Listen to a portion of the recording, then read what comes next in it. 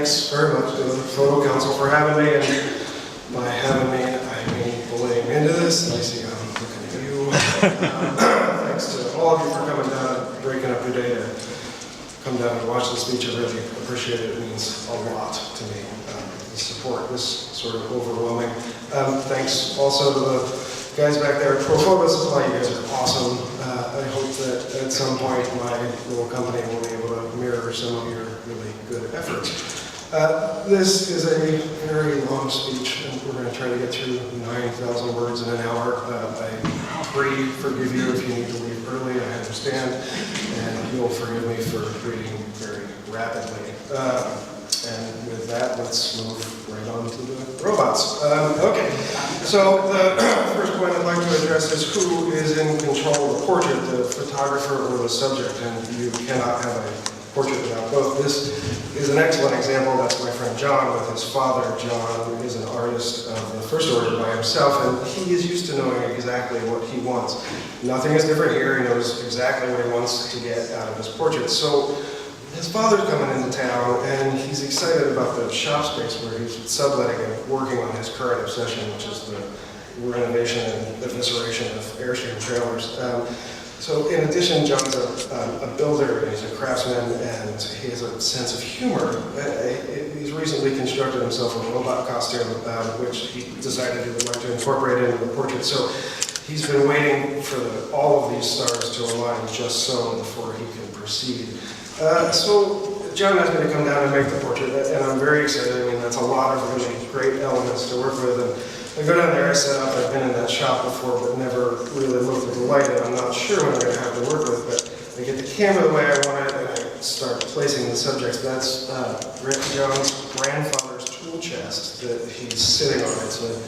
It's another subtle and important detail. It's everything, the father and the son, the dissected Airstreams, the robot costume, the tool chest. It's layers on layers. It's John's life in fragments, and it's a code. John and I have been planning this shoot for several weeks before the actual event, anticipating his father's arrival. And John described his idea to me about using the robot suit, about which I showed some skepticism regarding his father's willingness. And John said, "Don't worry, he's very docile." As you might expect, John's dad was more than a little skeptical once the idea was finally presented. And, everything was largely ready. John produces the bottom half of the robot costume, and his father looks at it with some amusement, and John looks at his dad with some impatience, and John's dad says, what do you want me to do with these? John says, "Dad, we spoke about this at length. Now go put the robot pants on." Being the good sport that he is, John's dad puts the pants on, and John himself climbs into substantially less of the robot costume, sets himself down on the grandfather's tool chest, and then they take a little mild direction from me. So, as mentioned, it's layer on layer on layer of one man's psyche representing itself. I mean, it's a portrait in the truest sense because it's John's own direction. It's levels of generation, levels of strength, levels of craft, levels of information being passed down and passed on. It always pleases me to help my friends create their own self-representations. This is one of my favorites. So I get my shot. It's the classic Jake portrait, family in the front, family in the back, and some details. And I'm proud of it. Ultimately, I was just really showing up with the camera. I mean, John and his dad took some subtle coaching from me, and they held still while I did my thing, but he knew what he wanted. So the question, whose portrait is it? Well, it defies the question and also makes for a good answer. It is collaboration. This is what makes for a good portrait. You work with really good people who you love, and you try your best to make them look good while they're trying their best to help you make a good photograph, and you have actual legitimate collaboration. There's a couple other things happening for me as a photographer. Just notably, when I made this shoot, I decided that I also wanted to use the Hasselblad. I wanted something a little faster. I wanted something in color. I wanted something where I could have faster results. So I set the Hasselblad carefully next to the deer and made a bunch of square photographs just like I used to do. And then the next day I had the work processed in proofs and was very excited at the relatively instant gratification of being able to see results on the following day. It looks great, right? It's ice optics and square and compact and lovely and color, and but they just left me waiting for the 8x10. I mean, after you get used to dealing with 8x10 negatives, it's hard to look at anything else. We'll speak a little bit about that major limitation of large format shooting. It's principally the number of frames that you can expect to make during a given shoot. I have to limit it largely because of expense, but another main reason is advice from one of my old photo mentors. The amateur photographer will show you everything that they shot, and the pro will show you the photograph, the finished product. So I'm mindful of this, and when I'm prepping for a show, there's always some teeth gnashing about which one is the one. So today I'm going to ignore all that, and I'm going to show you some edits. This is an outtake. I like that one as well, but again, it can be hard to choose. I work with a couple of editors, and ultimately I try to make sure I make the final call on what photograph is actually going to reach the wall. But here it was hard. I mean, I had 5 of these robot things, and I liked every one of them. So later I'll put some of the B-sides up on Flickr and see how the world responds, but not until after I made my final decision, and not until actually have hung the one up on the wall. And the results are interesting. People always like different stuff. But, there's one more. Dad in the front, the robot head in the front. That's good. Okay. Another B-sides, I also wanted to show you the more traditional portrait work of these men. I was a little overwhelmed with how good the robot-related elements were in the layers and layers, and all that's very exciting. But I also just wanted a picture of 2 dudes. And sometimes shoots go like this, and there's a lot of stuff to choose from. Let's see here. Okay, at this point, John's got what he wants. He has his whole family portrait in his father in the robot pants, and he's free to just chill out in the light. John's dad looks like he wants to kill me, but he doesn't. He made us sandwiches. Now, the Clown and Mermaid. Okay. This is as close as I'm ever liable to come to a one-hit wonder. I mean, this thing gets more views on the internet than everything else of mine combined, and by a considerable degree. And so I am sick of it. I don't think it's especially representative of the body of work, even though it's got the focus on the focus thing, but it's just so popular. Granted, if nobody had ever paid any attention to it, I would be out there in the world saying, hey, clown, mermaid, right? What do you people want? This ties in with John's robot picture because this is more of a collaboration. Similarly, to John, I did not ask my friends Leif and Claudia to dress up in this drag.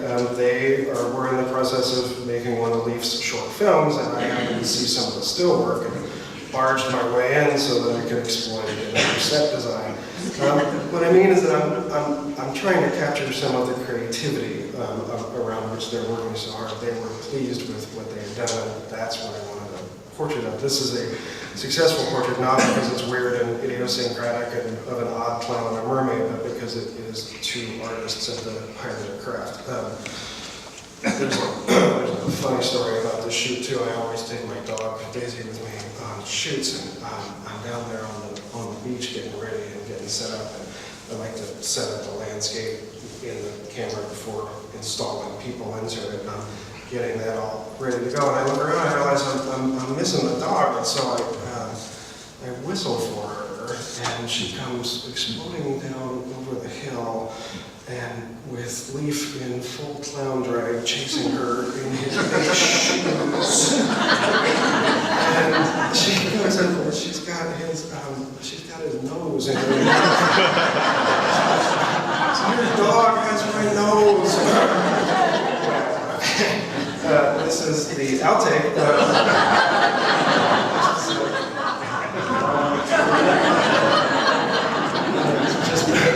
Just special for the museum. Nobody's actually ever seen this before. It's creepier, right? Sometimes you can get too creepy. Okay, so we had a lovely morning. This is actually the same day. My friend Anna had agreed to come down to the island with us, and let me have 2 sittings in one, which is nice and time efficient.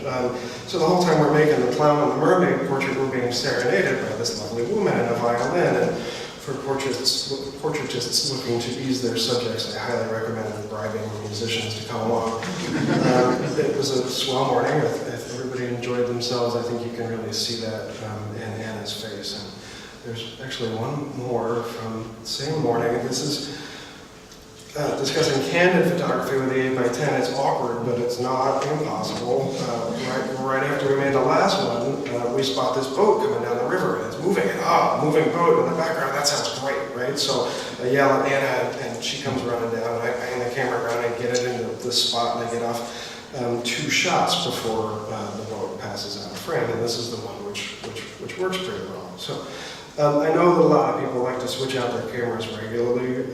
Sometimes people like to have a new toy, and sometimes the modern technology demands it, but I think one of the unexpected consequences of this is that people never really work with their gear for very long, or certainly not long enough to know it. And me, I'm a one-camera man. I mean, for my own flow, it's critical that I know where everything is, and what every shutter speed is actually doing, and what levers and knobs are loose, and which ones are tight, and what the bellows are. You think of it like a soldier with his weapon. I mean, because I spend so much time with it, I could field strip my deer off in the dark with a blindfold on. And part of this is because I have sort of a natural relationship with my camera. Part of this is because every once in a while, you find yourself running down the beach chasing a violinist in a moving boat, and these things happen. You should be ready. Right? Speaking of action and adventure, here's one where it gets dangerous. That's Tasha. She's pretty breathtaking by herself, and she has a weakness for ball gowns. I ran into her, and she mentioned that she was having a dress commissioned especially for her. And we had made some portraits before, both with her and that car with the Tasha vanity plate on the front. I've been contemplating a new shoot, so I'm like, okay, well, let's work with the new dress. So it turns out that we had to go to the dress shop itself because she needed the staff to help her get into it. This dress was kind of a big deal, and that's fine because it gives me some time to set up and get the car and do the aforementioned landscape work first, and that took about 5 minutes. And Tasha took about half an hour. That leaves me on the street with the deer door fending off passerby. And anybody who's ever been shooting in public, many of you, I'm sure, you can sympathize with this. We'll speak a little more about that later. Back to Tasha. She emerges. She's all decked out. She's ready for her fancy portrait. And I need you to bear in mind that this is 9 o'clock in the morning, and it's on inside. And I swear to God, we're lucky we didn't have a car accident. I mean, it's easy to be pretty sympathetic. Imagine that you're a dude and you're driving to work, and you got your coffee between your knees, and you look up and there's this Amazonian in a ball gown standing up in the back of a Cadillac convertible. So we escaped unscathed. Okay. Let's talk a little more about this decisive morning business. Everybody knows that photography happens fast, really fast, like a 30th of a second.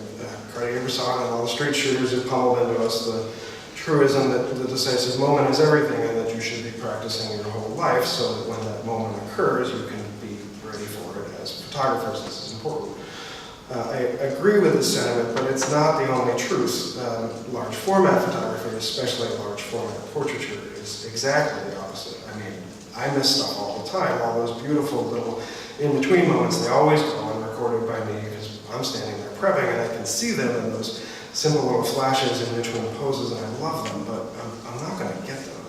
And there's some loss there, and I acknowledge it, and hopefully I'm making up for it going hard in the other direction. But I really like the formalism that the camera causes. I know I like how it sort of scares people, and it's a big camera. It's intimidating. It just does its job very nicely. Not just the job of taking pictures, but the job of working with me as a collaborator. And by having some impact on the scene, the camera completes the process. So here we are. This is my friend Tomas. Now, I've known him for a while, and I think he's an interesting person, but I've never actually been to his house, and we start talking, and it comes out that he has an obsession with carrier pigeons, and that's interesting. So we go ahead and over there one fine fall morning, and I'm mining the light, but we have enough to really let the morning evolve. And Tomas serves espresso in little white cups, and we sat and we talked for a while. And I'm watching the pigeon coop and I'm getting a little nervous about the light changing, and then of course it does very abruptly. I mean, suddenly I'm in a panic because the light's coming down and jam the camera in a spot. He grabs his pigeon and runs out and stands there, and you can see that light, the little high key is coming in. Just, it was a little too late at the top, but we managed to at least pull an image of it. My point is this: the actual moment is important, but for this type of portraiture, the events leading up to it, and the coffee and the conversation and so forth, that's what gets everybody on the same page and makes an image like this possible. It's not the moment, it's the morning. Next. Okay, so here's the famous picture of me bending spoons. This was a really pleasant afternoon. It was raining. I was more or less trapped in the house with little Tom Waits on the vinyl, and I wanted to make a photograph. Nobody else was around, so I had to be my own victim. I am a very big advocate for making self-portraits. I firmly believe that every working portraitist should be making pictures of themselves with regularity. Not as a one-time thing, but all the time. I mean, you have to keep reminding yourself what it's like on the other side of the camera. So I made this shot. I was really excited about the negative. My ex was working with me in the darkroom when I pulled this print, and I hadn't told her that I had taken the picture even when I was doing it. I'm only larger, and she's on the trays, and I just handed her the paper, and she's swishing it around, and she stamps her feet, and she's like, "That's what happened to all my spoons. You bent my spoons for this goofy picture." And I said, "No, baby, I bent those spoons with my mind." And then this picture that you impressed. Public response was a little bit dicier. I was shy in the first place about showing it, but I had an exhibition coming up, and I had I needed to fill space, so I stuck it up there. It was pretty well received, but I got some interesting comments. Jake, I had no idea you had such a dark side. And that took me a couple minutes to figure out, but no, let me publicly state, everybody, I'm not a heroin addict, and yes, I bent those spoons with my mind, and I took a picture. Wasn't sure that I wanted to show it. It was pretty early in the series, but as I say, there was a show. I had to go up. Coincidentally, Terry Tonemeyer actually made an appearance at an art show, and he liked it, and he suggested that it should be added to the collection. So that's cool, right? I mean, that's sort of the final thing as a fine art photographer in a museum collection. I can stop now, right? But then there's months and months of paperwork to go back and forth trying to get stuff through the collections project, and that gives me time to obsess about it and think to myself, oh yeah, okay, was Terry being nice or what? But then we get Julia, and Julia and I are good friends now, but we hadn't actually met when she executed her first show of portraits at the museum, and she hung it. Right? And so that's even better. I mean, it's cool when your pal pulls something and puts it in the collection, but it's even cooler when the new lady actually hangs it and puts it on the wall. It honors me greatly to have anything in the museum's collection, and as I say, it's sort of the ultimate recognition, and it pleases me even more that it's a self-portrait, and I will be glowering down on the rest of the photo collection in 100 years. We are going to stay on self-portraits for a little longer, don't worry.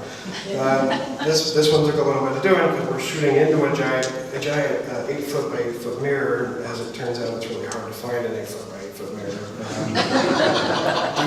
These guys are part of my staff, and they were quite pleased when I said, "I just need you to come stand behind me and mock me. Do you think you can handle that?" And so I did that. This is the first shot in one of my little autumn photography binges. I try to take a week off from work every year when the light changes and just shoot and just pretend I'm a photographer for a week. Ultimately, I was really interested in what I look like when I'm photographing. But I wanted to make it with my own camera and not another camera of my camera. So hence the mirror, which of course we ended up breaking. Okay, one last one of me. I bring this up because this takes me back to my roots when I was a geeky kid. I didn't have any friends. I still knew I wanted to make portraits, but since I couldn't lure anybody in, I had to shoot myself a lot. So one morning I wake up and I go out in the backyard, and it's April, but there's a snowfall, and the camellia tree is in full bloom, and it's covered in snow, and it's broken by the weight of the snow. I mean, it's just perfect for a picture. Nobody wanted to come out and play, so I had to take a picture of myself. So now we've just looked at 3 pictures of me. Let's talk a bit about narcissism. There's people in the room right now, and you know who you are, and you're stewing about my implied narcissism because I just showed 3 pictures of myself, and I'm here to tell you that you're wrong. Every time you take a picture, anytime you do anything productive, really, you are engaging in a sort of narcissism. Add to that the idea that you have the gall to take pictures of people and try and freeze time, and that is the definition of the term. I mean, who am I to take pictures at all? Who am I to take portraits of people and then show them? I mean, much less sell them. Listen, if you're going to have the gall to take portraits, you cannot hide from it. You have to be willing to administer the same treatment to yourself and then deal with the results. Ultimately, I think it's true of narcissism to be a person who thinks that they can do it to everybody else and not themselves, hence the self-portraits. This is not the most flattering photograph of me. If somebody else had taken it, I don't think I would have actually liked it very well. But I was there, and it was a nice morning, and I think it's important for portraitists to remember that sometimes we like our photographs better than our subjects do, even if we are our subjects. It's useful. Okay, this is my friend Tiffany. Months before we had made this portrait, I was talking to her at a party, and she turned her head in just a certain way, and that angle got fixed in my mind. So we started scheming about the next portrait. Eventually she had inherited her father's shotgun, and she wanted to incorporate that, and I was stuck on cars, and so we did all 3 things, the angle of the face and the gun and the car, and we made this one. I liked it. It's not uncommon for people to just miss the gun completely, which I love that quiet menace there. Okay, so this is a weird segue, but don't worry, I'm going to bring this back around. My old man was here. He asked me a question while I was looking at a hanging show. Now, he's a smart man, my dad, but he is firmly entrenched in the I don't know art, but I know what I like school of thought. And let's just say he's had better things to do with his time than consider the definition of art and so forth. But he comes out with the first thing on his mind, which is, why are they in black and white? Well, because the film's cheaper.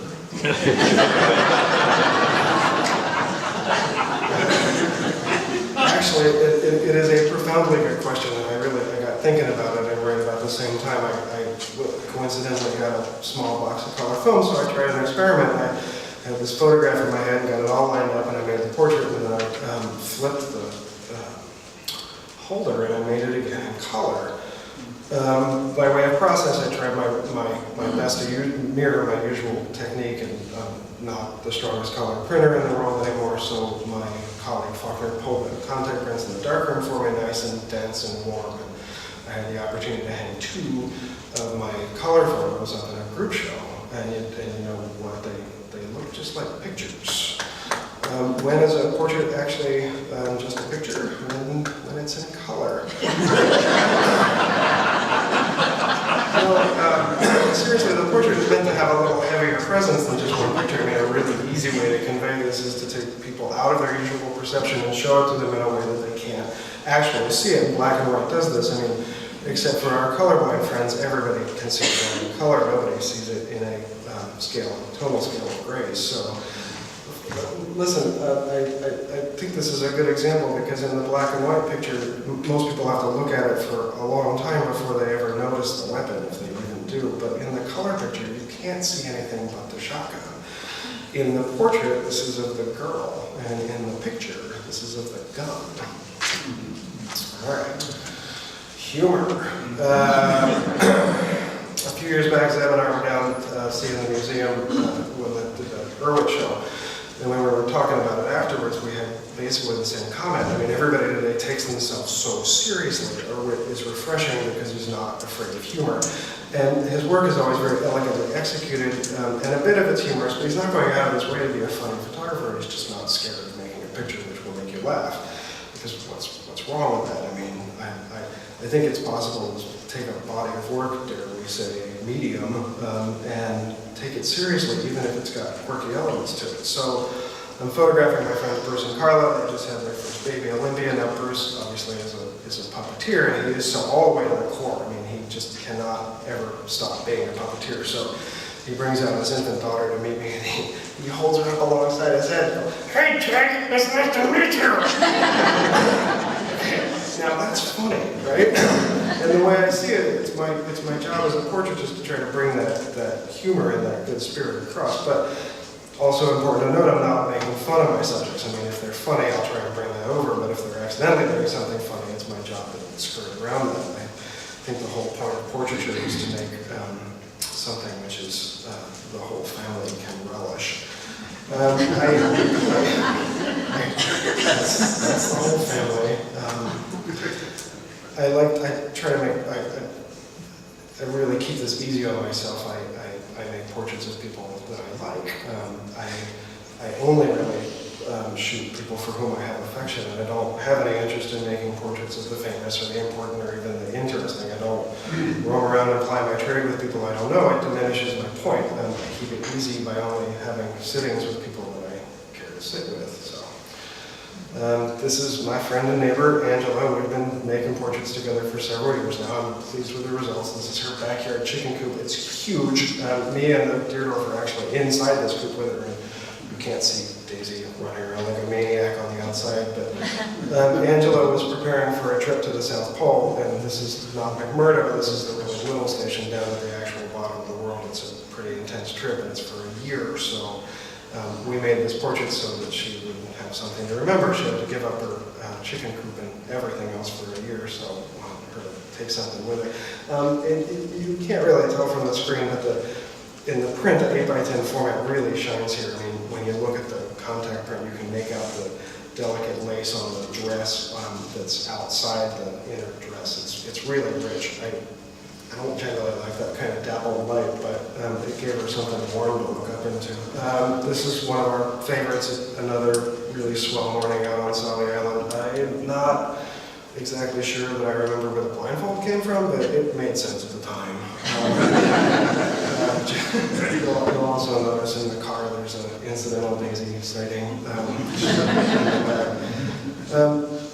Shooting just the same people repetitively, it gives me a more limited base upon which to draw, but ultimately, I mean, it's the point. As I've mentioned in the past, I'm photographing people very repetitively to make that point. I am aiming for the long term. I mean, the really big body of work. I'm going to make portraits of the same people until I die, and when I'm through, I hope to have a good evolution of my subject and a giant 8x10 flip book of people getting older. This is a more recent shot. I think this is the latest one. I was just going over to visit for coffee in the morning. Angela and her husband Nick live a few blocks away from me. You know, we were intending to shoot, but as we often do, we got very distracted by conversation and ended up talking forever, but still squeaked this one out before the noon light comes on. This is one of the real big advantages to shooting people over and over again, is that they become more comfortable with the process. Angela is not necessarily the sort of person who wants to have her picture taken. She likes my project, and by this point it's old hat. I mean, she's very comfortable. She's very easy to work with, and we can do it really rapidly. That's their new dog, Lily. She's much happier looking in person. This is the first one I Angela we did way back in 2008. I'd known that I wanted to shoot her before that, and then she sprained her arm in a biking accident, bad biking accident, bad sprain, and that's perfect, right? I mean, for the portraitist, events like this that's what we're after. I like catching people in the midst of something different. One of the big points of portraiture for me is capturing time when it happens, gathering images of people at important and pivotal moments of their lives. Busting your arm might not seem like a pivotal event, but it is something to remember, and it gives the portrait a sort of strength that it might not otherwise have. Okay. This is Dennis McCormick, and that's his son Matt in the back there. They run Ace Typewriter up in St. John's. That's a typewriter retail store that keeps Bloom and Camera in the typewriter business. He's 90. He's so warm, and he's such a pleasure to be around. He is a very, very, very active and very, very Catholic. He has a shrine to his deceased wife in the back of his shop, I mean, the whole bit. Anytime that I stop by, he always offers me a little wine or a little beer or a little coffee with cranberry juice in it. That's good, by the way. In focus, out of focus thing works really well here because that's my pal Matt in the back, and he's the guy that fixes all the machines. He's not the guy that wants to stand still for a portrait, but he will happily hang out in the back while I make a portrait of his father. Ace Typewriter is important as one of those businesses which will not exist in 100 years, and we as photographers should be doing what we can to preserve these things for posterity. I mean, men like Dennis McCormick and all are not going to exist in 100 years, so we need to get it while we can.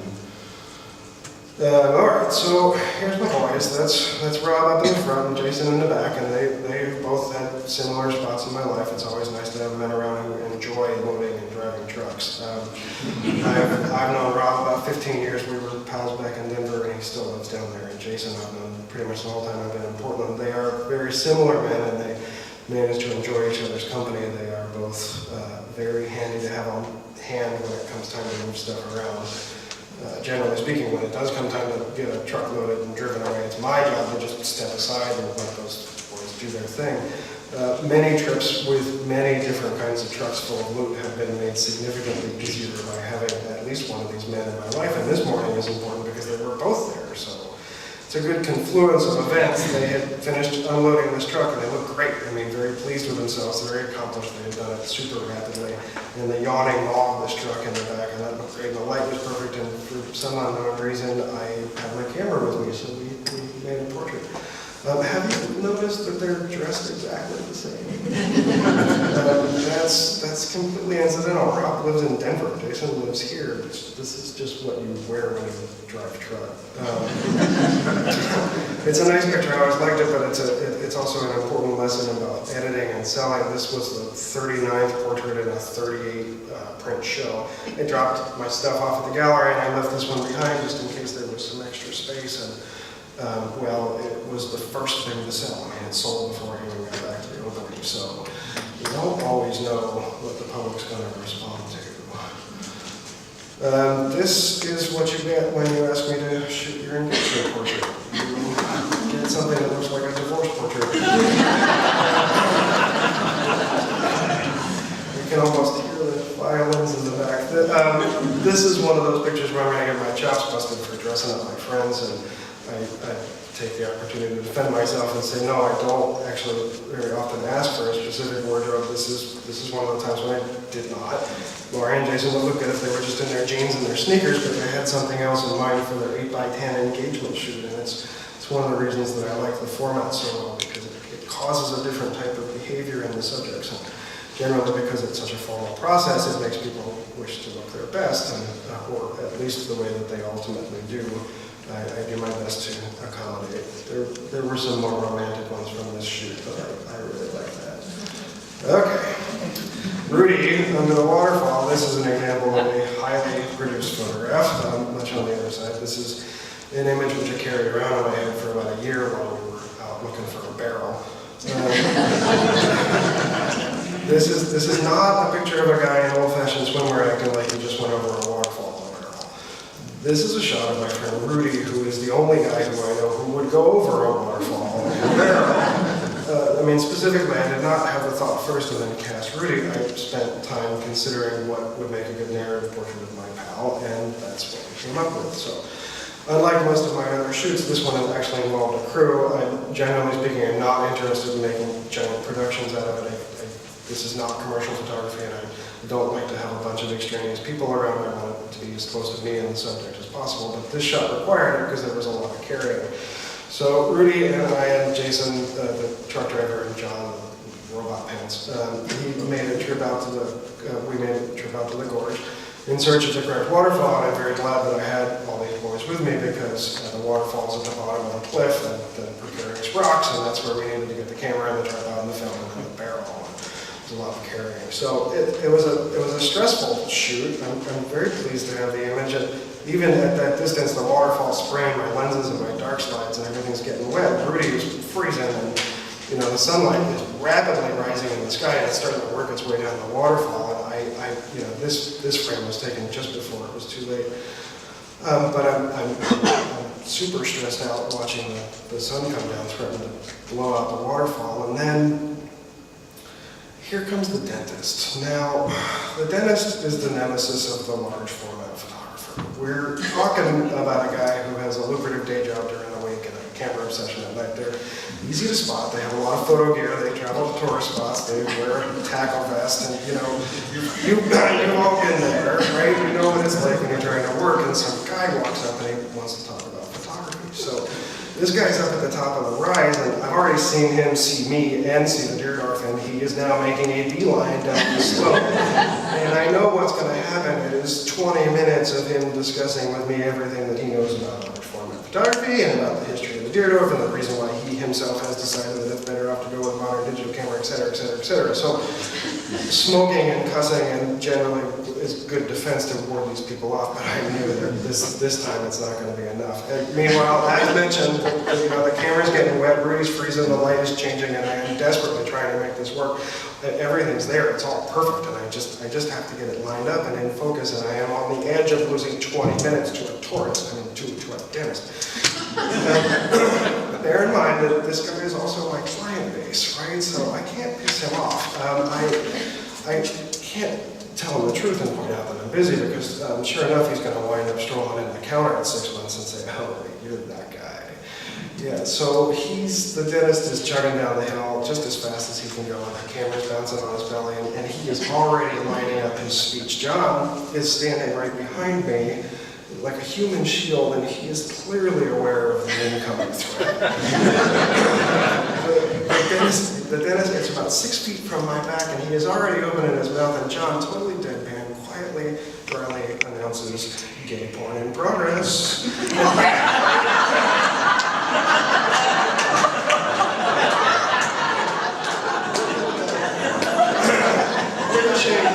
The dentist slingshots, he's 45 degrees, and he just does not start going down the alternate trail. Did not get a word out. And I pull the dark slide, it's my last exposure. It's that one, of course, the one that won. The crisis is averted. The sun cruises down the waterfall, and it can't stop me, and we're finished. And a successful day, in spite of the best efforts of nature, light, and dentists. All right, this is part of the work series. That is folks with their tools. And I think I was actually over there shooting because Lolly was getting ready to cut her hair and she wanted Testament, but I saw this dress form and I just went crazy. And then she told me that the dress form was her actual proportions, and that drove me even crazier. I mean, it's just a perfect thing to shoot. I was really pleased with the way this image came out, and we turned it into the promotional card for the PAL show. I liked the way the card came out, and so we tried something unusual and made it really, really big. The nice people that you developed did a really excellent job pulling that thing up to 4 feet wide, and we hung it up at the landing at Palace. It was a little surreal for both me and Lal to see this gigantic image up on the wall, but I mean that's what you're supposed to do with 8x10. I mean it's a huge negative, so let's make really big prints. And I've done that. I mean I've used the 8x10 and larger and pulled darker prints and made stuff that was life size or better, but it's a little bit like shooting in color. I mean it starts looking like a picture.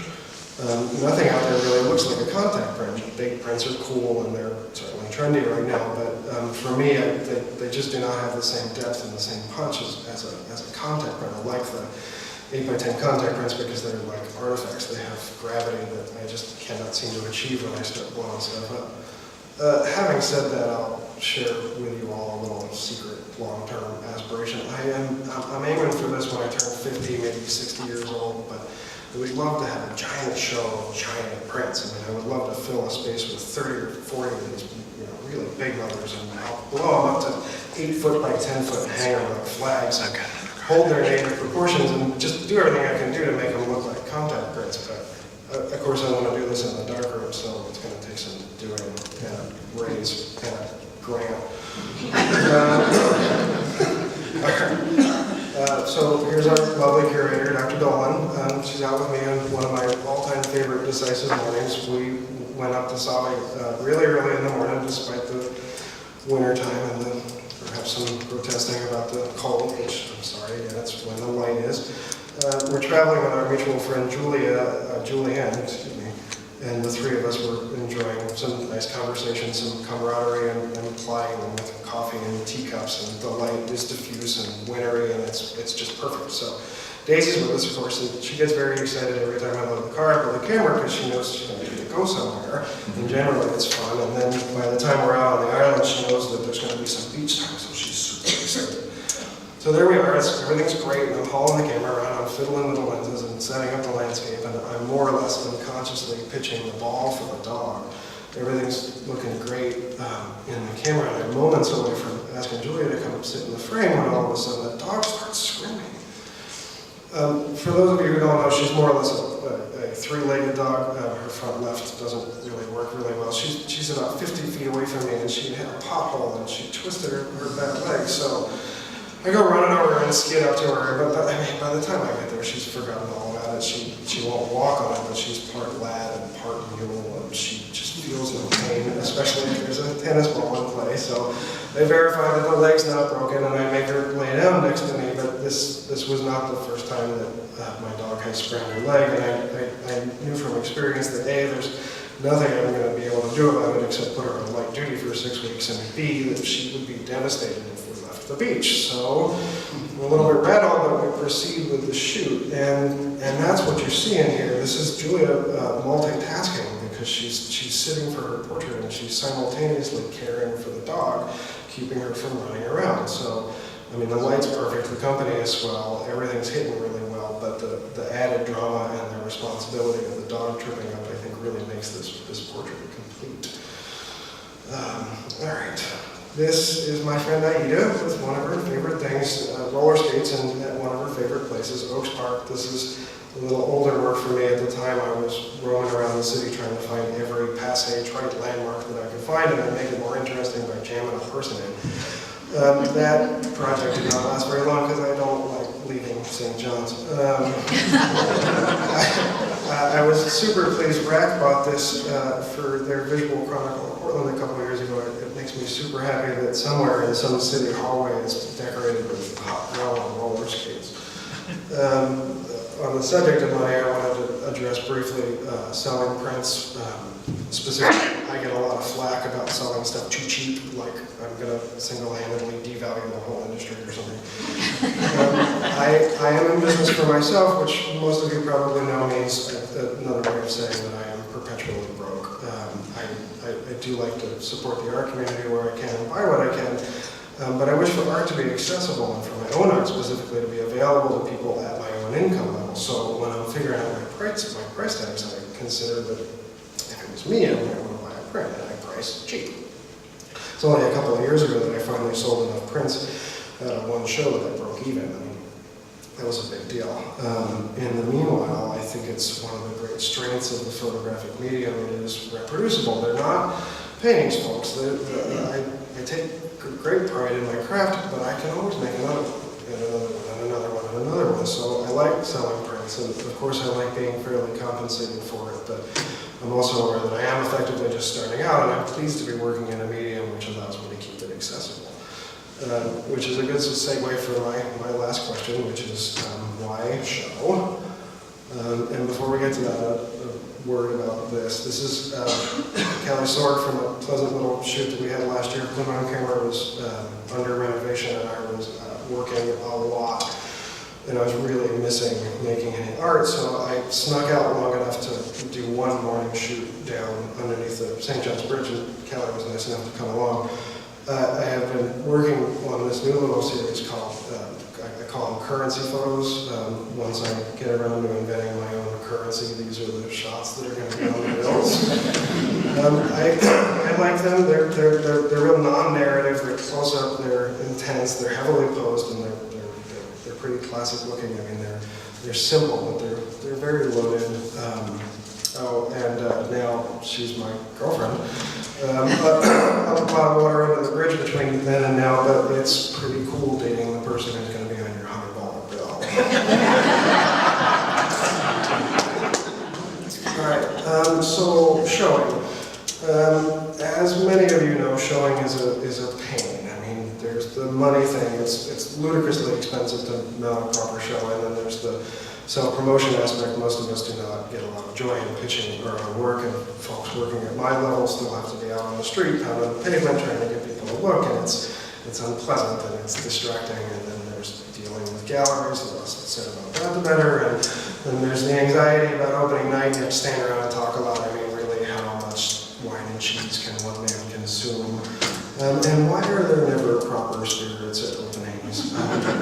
I swear to God, one time we're going to have an opening and we're serving shots of rye and pork rinds. Sorry. For showing, for me, it works like a deadline. I mean, I do enjoy the process of shooting, but it's very easy to get distracted with regular life and find many ways to put it off. But you know, if you have a show coming up, you have to shoot. Everything takes forever, shooting 8x10 and then printing fiber and then matting and framing and so forth. I mean, I need months of lead time, so I try to get a show scheduled about a year out, and that keeps me on track. And then when production is finally over and done with and the stuff's up on the wall, then I get to resume shooting, which is a gigantic relief. There is a much more important concept here. Things need to be brought to fruition. Visual work does not even really exist until it's out there in front of an audience. I mean, why show? Why not? I mean, not showing a print that you're proud of is like executing a perfect tango with a beautiful woman and then not shacking up with her in a hotel room. Things need to be brought around. Things need to be brought to fruition. This is a circle of life question. Taking the time to make them is important, and I enjoy the process. I like to make photos. I like to be in the field. I like to be in the darkroom. I love setting up the cameras and the trays. But for me, that's really the point. But ultimately, they have to be shown. If you are proud of them, or even if you're just semi-proud and you're unsure, it is always useful to get some public reaction. So, as mentioned before, I make a point of curating my own shows myself, but before I release them into the wild, showing is important for the deadline and for the circle of life, but also for the public reaction. I mean, I'll take a 50-image body of work and call it down to 20 or 30, and always with a mind towards keeping the project going. I am influenced by what the public says, either in person or over the internet, but it's not the only factor. One of my big factors, of course, is to keep it consistent. In a way, I am making the same picture over and over and over again, but that's one of the points. I have a very long planning horizon, and I want all of them to be able to hang together. I am and always will be tweaking my process, but I'm completely ready to enjoy this period where I'm receiving some nice attention and I get to come speak at the museum. Thanks, everybody. And I have some real positive feedback, but I'm also totally prepared to suffer through the next period where people get tired of it and it becomes passé. But hopefully we have a late career resurgence, and at the end it'll be a very large body of work. It's the one note on the piano over and over again, hopefully to perfection. What I mean is, give me 10 more years and I will make something that will make you cry. And that's my speech.